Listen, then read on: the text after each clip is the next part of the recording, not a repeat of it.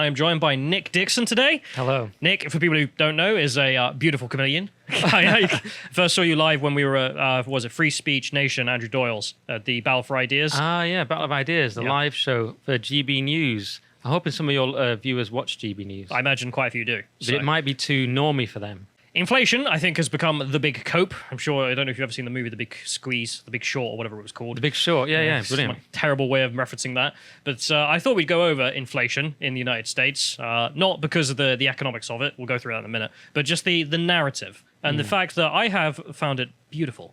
As you've seen Democratic outlets go from, hey, it's not a problem, to it's not happening, to it's pretty bad, actually it's a good thing. Yeah, it ends with inflation is our strength. Inflation is our strength, just like diversity. Yeah. Yeah. But anyway, we'll start off here with a video from Tick, who I've mentioned before and you weren't familiar with. There's a guy who does, beautiful work in the sphere of history and economics, and this is one of his videos where he just went over the actual definition of inflation and deflation to get this clear. And I agree with his definition, and if you don't agree, sue me. I don't care. And I even bought some props today to have fun with. So we've got Afghanis, which are worth nothing. Is that what they're actually called, Afghanis? Yeah, it's a bit. Isn't that what the people are also called? Yeah, that's confusing. And the president as well at one point. So Okay. it was a hell of a S show. And then we've got Zimbabwean dollars, a whole 5 there. That's 100 million. So it goes up in Let me small check. denominations. Yes, that's real. I love the fact that it's so crap as well. Like just the way the dollar is made is awful by that point. That's $100 million. You just lost $100 million. I've got it back, guys. Don't worry. I can buy myself some bread.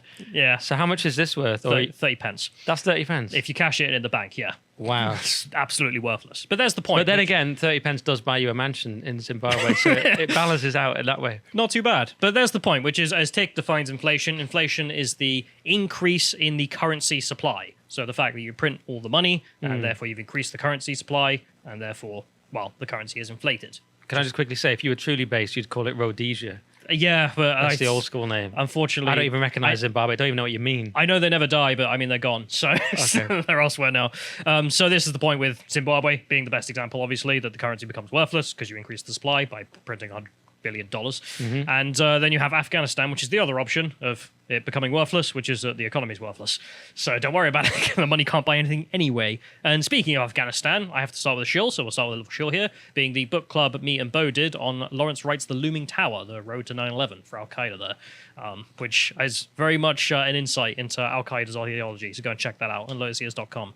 Otherwise, let's get back to it. I hear they're not great guys. No, they're but weirdly, they're becoming the moderates. Oh, compared to the Taliban and stuff. Well, compared to ISIS, yeah. Oh, yeah. ISIS are too hard. Like, Al-Qaeda actually declared war on ISIS at one point. Really? Bring back Al-Qaeda, all is forgiven. That's really what you're saying. No more brother wars. Apparently, there are some guys being trained and shipped to Ukraine to fight on the Ukrainian side by the CIA for that. So maybe literally the moderates. But if we move forward, we get to the next one here. This is just a graph of, money supply in the United States. And it's perfectly healthy. Don't worry about that at all. The big curve in recent times, directly up. But this is the point, which is that in recent years, of course, there's been a huge printing of the money. Money printer go burr, therefore money worth less. Very simple. And even I understood that, the way you did that. I'm no economist. It's the Kamala Harris version of explaining things. Right. Did you see her explaining the Russian conflict? Yeah. Some people did a bad thing. It wasn't that, but it was something like that, wasn't it? What was it? She said, Russia's a big country and Ukraine's a small country, and Russia is invading Ukraine, so basically that's bad. And it's all kicking off. Yeah. It's like, okay. Shocking. You're like, the question was, is she thick or is she pandering to her base who she thinks are thick? That was a big question there. Bit of both. Bit of both. But this is just the money supply to make the point that money printer go burr indeed. And the point here being that Biden, in his time in office, has increased the supply from when he was in by 45%. And in the same time period, Trump 16%. So it is also fair to blame Biden specifically for doing something mad. And if we go to this one here, I thought we'd just go through chronologically how the narrative went and enjoy the cope especially. So this is back in August 2020, in which the Fed said they would tolerate higher inflation. Inflation is good. We need inflation. Don't worry about it. If we go to the next one, we then have people pointing out at the time, you're a moron. Like, this is going to cost money. Like, printing money causes inflation, simple as most people might say. But the reference in here being that at that time, they then spent $3 trillion. Like, the Fed just printed $3 trillion. They didn't even spend it on stuff. They just brought bonds to keep the interest down, which, okay, but there we go, $3 trillion made, perfect. Apparently that'll have no impact, was the narrative at the time. If we go to the next one here, we can see the American Rescue Plan. So this is where Biden comes in directly, in which he spends $1.9 trillion on economic stimulus, which... And that's not very much in Zimbabwe. But No. it's more in the US, isn't it? The money supply at the time he came in, if I remember correctly, was $15 trillion. There were $15 trillion in total on Earth. Wow. So then he prints 3 in the Fed, and then prints another 2 for his American stimulus plan here. Great. So rapidly going up. And if we go to the next one here, we can see Vox, who started off at the same time by saying, don't worry, bro. It's fine. I mean, I love Vox. I have a bit of a love-hate relationship because it's a Democrat outlet. But just that I don't care about inflation. Don't worry about inflation was their line. If we go to the next one as well, Vox then tried to defend this because with the solution to everything, import more people. That was great, wasn't it? It just happened to be that bringing in cheap labor from abroad was perfect for inflation, which is what the Democrats wanted anyway, because that's their main voting base. But it's just whenever there's a problem, what do? Import more people. Yeah. And coincidentally, they'll all vote Democrat, and they're also great for inflation, guys. Yeah, that was a weird one. Yeah, and then the next week, the problem would be something else, and we'll solve this, mass migration. Yeah. Whatever it is. So this was Vox going with immigrants could alleviate labor shortages and help ward off higher inflation. Doesn't make any sense, but who cares? It's not the point.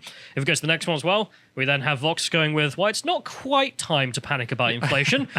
We'll let you know. This is what they did. They control the sort of flow of information. Like, you remember the lab leak theory? It didn't come from a lab. You're a conspiracy theorist. You're a scumbag. Oh, now it did, but not until the second we say it. You know what I mean? So it's like inflation bad until we say you're ready to... Yeah, and at this point they were like, well, the narrative's not out yet, lads, so hold off. Yeah. Like, it's still good until...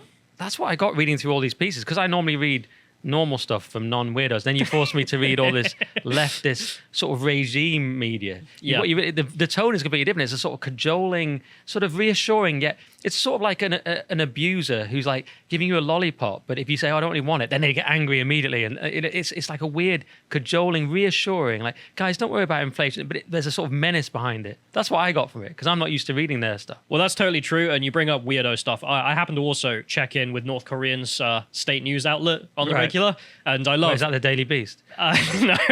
So the Korean Central News Agency, they up until now denied there were any COVID cases. Right. But for the last year, they've been showing footage on a reel of how Kim Jong-un is making sure that all the shops and everything are squeaky clean and making sure that everything's been sanitized. And it's like, well, why are you doing that if there's no cases? Right. And you can see a similar thing where it's Just like... got OCD. Yeah, just don't worry about it. It's not happening. It's not happening at all, we swear. If we go to the next one here, we then have the next piece of legislation that has been passed and paid for, well, by the American people, the Washington economy, the Infrastructure Investment and Jobs Act. This was $1.2 trillion. Again, just print it. No problem. Don't worry about it. Don't worry about it, bro. If we go to the next one, we then have the President of the United States at the same time saying, more good news. Top economists say my Infrastructure and Law and Build Back Better Act will not add to inflation. In fact, it will improve the economy. How? Just print the money. Don't worry, it won't hurt inflation.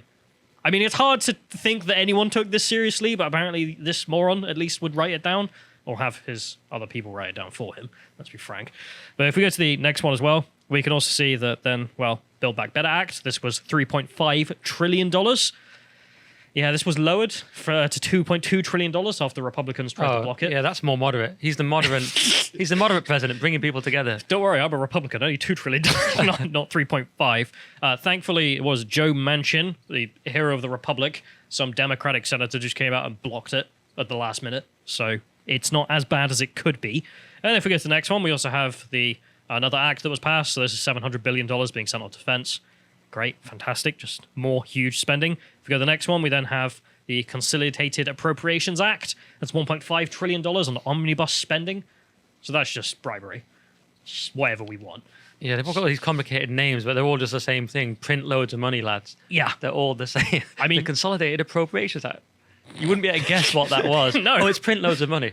Oh. Yeah, simple things. So the thing is as well, like, you can just go to the Wikipedia page, and that's what I did to look up what's been passed. And each one of them is just like this. It's just like, weird name, print loads of money. Don't worry about it. Yeah. And it's just not the same for the Trump acts when you go back and look at them. If you go to the next one as well, we then have... hang on a minute. Things are going wrong, say Vox.com. Inflation could cost Democrats control of Congress. This is where the panic starts to set in. And the office is not feeling so thrilled. I'm imagining, you know that meme where they've got the guy with just like dabbing the sweat at that point. What, choosing the two options? Yeah. It's just like, do we tell the truth or do we? Yeah. Inflation, good inflation. But yeah, they were struggling with the inflation thing. Yeah, because they spent so long saying it was good or not to panic about it. Now they're like, panic now, guys. People are starting to notice that all the stuff's going up. Yeah. If we go to the next one, we can see more from this. This is Vox at the same time. Immediately then put out this graph. Nice raise. Too bad about inflation. So, yeah, Vox realizing that at least every one of their viewers, I don't know why leftists subscribe to them. They really should move on in their lives. But if you even got a raise, many of you didn't. Nope, too bad. And it was even quite a big raise. Was it something like 4,000 or it was something like that? I remember it was like quite a reasonably significant raise that said that's going to be offset completely by inflation. Well, they give us the graph. I mean, even if you got a huge raise, you're still down 2% on your earnings. And that's if you got a raise. If you didn't, then, well, too bad. If we move forward again, we can also see more of this. I also love the point there, just if you got a raise. Oh, yeah, 4.5%. That's what I was thinking of. See, economics is not my strong point, but yeah. It's much higher than that now. This is quite a while ago. This is back in March. If we go to the next one, we can also see the new headlines from Vox being like, this is weirdly hard to fix, America's inflation problem. It's not that hard. I mean, there's a pretty simple solution. Stop printing money, and the money will stop being inflated. You will stop increasing the currency supply. If it goes to the next one, we then have Vox just admitting, we were wrong. We lied. Yeah. Just how I and US policymakers got inflation wrong. That's that guy, Dylan Matthews. He started off with this first one, didn't he? Why inflation's not a problem. He had quite weird quotes in that article. He said sort of like, the old story about inflation was this, but there's a new story. I'm like, what's the new story? It's inflation. The same thing. Yeah. He had this very complicated article about why it's different this time, guys. You just know that someone's told him to write this. Well, that's how you feel. I can't confirm this. Don't want to, get sued. But it's just like, write an article about how inflation's actually not a problem. It's like, okay. Then a year later, whatever, he has to go, soz, it was totally a problem. But I also love how he's saying like, oh no, don't blame me. US policymakers got it wrong as well. It was like, no, everyone in the room knew what was happening. Money printer go burr means inflation go up. It's simple as that. Do you feel like on our side, which is just the normal people side, guys, that we don't write weird articles like this? We sort of just look for the truth. Or like, here's what we're trying to get. Here's a funny article, or here's some satire, or we're trying to get to the truth, or look, this thing with this person in power did this stupid thing. Whereas they're like, guys, why inflation is good? We don't have those kind of articles, do we? We don't need to do regime. We don't do regime defense. cope. It's just not thing you need to do because, well, the evidence is obvious. Like, you can't tell someone, especially an American, that don't worry, inflation's not a problem. I mean, you'd look like a moron for doing so. And, he tried. So let's move forward. So we'll go to the next one as well, which is at the same time that everyone's starting to realize, this is going tits up, isn't it? Who's to blame? Well, Biden at the time went with Putin. Putin did this. When I first heard of that tweet, when it was first trending, I thought it was a satire. Like, let's be clear who's to blame. COVID and Putin. Like, just the blunt way he just, let's be clear who's to blame. Not me. They've been printing loads of American dollars and dumping them in the economy. Right. With the Consolidated Appropriations Act. Yeah. I just said it like Biden would say it there. But just Putin just printing the money instead. Like, his hand is on the crank. I know, it's just so transparently just obvious. And to go like, oh, it's not me, guys. I couldn't believe that tweet. Yeah, I know everyone's struggling with this. I felt it when I was young. Yeah, but you're not feeling it anymore, are you? You're a millionaire. Move forward to the next one. Of course, we then have more ridiculous responses, which is now, it is our strength. That's my favorite. It's the end of the narrative, which is, it won't happen. Don't worry about it. Here are some solutions. We were wrong about it. It's actually bad. It's our strength. Diversity is our strength. Sorry, inflation is our strength. Instead here. The number one threat is the strength, and that strength we've built is inflation. Direct quote from Joe Biden there, with behind him the words tackling inflation. And did anyone even ever find out what he meant? Who knows? I mean, it really is some kind of weird scavenger hunt trying to figure out what Joe Biden is actually saying. Right. I mean, was it simply a mistake, like when he says Iran when he means a different country or whatever? Or is it just, does he actually mean inflation is good? No one knows. I mean, I don't think he knows where he is. So, yeah, it might be even cruel to even say he is what he is. When we move forward again, we then have the... is he saying, sorry, the strength they've built, our strength has inflated or something? Is it some sort of weird... I don't even know, guys. As you're talking about inflation. Yeah, send in your responses because I don't know what that means. If you could also write for Biden, just if you can write English, you'd probably be better than himself. And he just fell over again on the stairs to Air Force One. In case anyone missed that, I haven't seen that. He tripped again, guys. I couldn't believe it at first. I was like, he couldn't have tripped again. This is satire. He tripped again. He can't walk up the stairs. Should we give him an escalator so he doesn't even have to climb? That's what he needs. It's got to be easier. But then Vox decided to go with a response to this, finally. They're realizing the reality. They went with Biden's American Rescue Plan worsens inflation. The question is by how much? Which is, this is good news to me, which is at least Democrat outlets have got to the point where we're not even going to defend him anymore. Like, don't even try. The question is just now, how bad? How bad is it going to get? And it's like, oh, don't worry, it's only a minor contribution to major No, it's not. Stop with the cope. It's over. It's long since gone. And then there's just the obvious optics of, well, the recent spending. So if we go to the next one here, we can see the $40 billion to Ukraine. Perfect timing, just as mothers are struggling to find baby formula. There's literally a baby formula crisis happening. And no, what's the priority of the Congress? Buying European baby formula? Well, absolutely not. So I'm not joking either. Apparently it is illegal to bring over European baby formula to America because of federal rules. That makes no damn sense. If we go to the next one here, we can see the source for this, which is just, apparently, no, Americans can just suffer. So the priority is sending $40 billion to Ukraine instead of, figuring out what could help Americans in America with American tax dollars. That's not so much a priority. If we go to the next one here, we'll just end this off with that section being Joe Biden's continued response, which is it doesn't matter, does it? While it's heartening to see that annual inflation moderated in April, the fact remains that inflation is unacceptably high and bringing it down is my top economic priority. Who's done this? I know, because before the top economic priority was printing endless money, then it suddenly shifted. But who on earth could stomach someone coming to your door? You know how activists do. They knock on and be like, oh, let me talk to you about the Democratic Party and how wonderful it is. And they tell you that, no, everything's fine. We're trying to deal with inflation. They're the ones who caused it. Yeah. Like the trillions and trillions of dollars in bill after bill after bill, or just Fed printing. Reminds me of that old Bill Hicks joke. We live in a dangerous world because of you. 100%. I thought I'd also just end this off with checking out what else Congress is apparently looking at proposing, or at least the Dems are looking at. This just makes me laugh. So the first thing here being the fact they want to make 4.4 illegal aliens permanent residents. I'm sure this is on the top voter list of every American voter. What do you want? More illegal immigrants being made permanent residents? Are you seriously saying you're against the American Dream and Promise Act? Listen to the name. 100%. Are you against Dreams and Promise? I'm against the Saving Little Puppies Act. It just happens to have, print another 20 trillion for Biden's Should family. we call it the Destroy the Country Act? No. let's keep spitballing on this one. Yeah. Imagine that being the debate in the office. Because sometimes we'll say stuff in the office and then we'll end it with, ironically just being like, haha, based. Right, in response to something ridiculous. I do wonder in Democrat strategic offices, if someone says, what if we just import 1 billion people? If someone in the back just goes, based. Yeah. To the whole thing. That's basically where they're at now, isn't it? It's like, where are we going to... No one's going to vote for us in our country. They see we're terrible. Who is going to vote for us? People we bring in who are desperate, who we bribe. People who have never had to interact with us.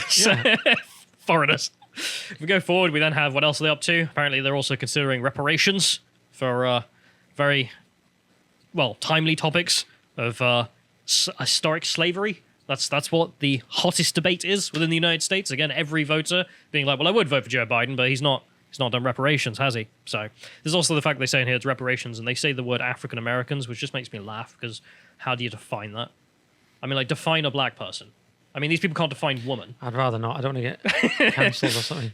But there's the argument, which is number one, they can't define a woman, so you can't be trusted with anything.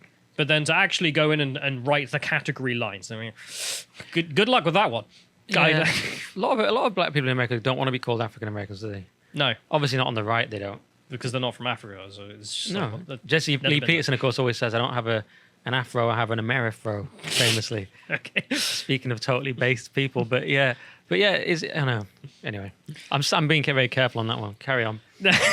Well, the fun to define what a black person is up to the Dems. That's not our problem.